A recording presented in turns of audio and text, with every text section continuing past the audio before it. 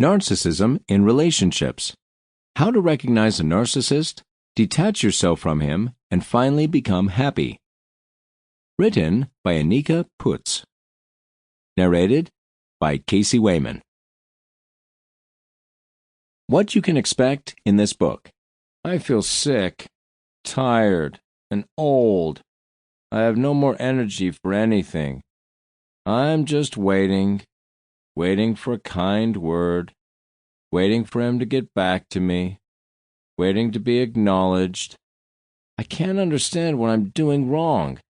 It's not good for me, I know that, but I can't help it. I stay. That's my own fault.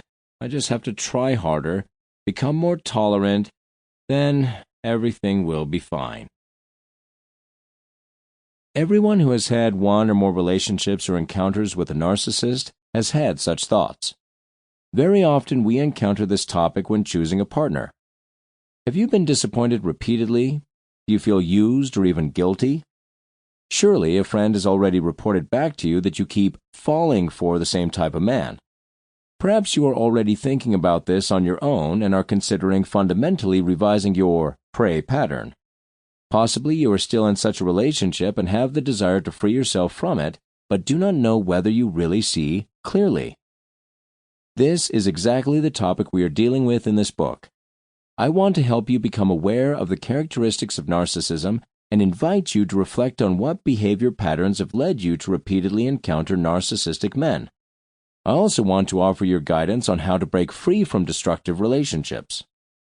For the sake of simplicity, I am writing from the point of view of a woman. At this point, however, it should be said that narcissism naturally also exists among women. This differs in some respects from the characteristics of narcissism in men, but in the end makes little difference. In principle, therefore, men who repeatedly encounter narcissistic female personalities are also invited to reflect and break destructive behavior patterns.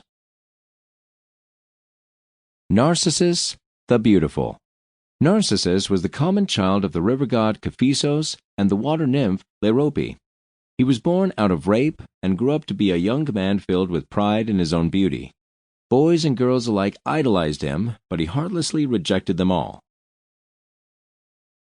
The young Armenians also experienced this rejection. Narcissus sent him a sword. He could not cope with this insult and killed himself with the sword, but not without first calling upon the gods to avenge him. Nemesis, or Aphrodite, heard his plea and punished Narcissus with insatiable self-love. When he looked at himself in the water, he fell madly in love. Sample complete. Ready to continue?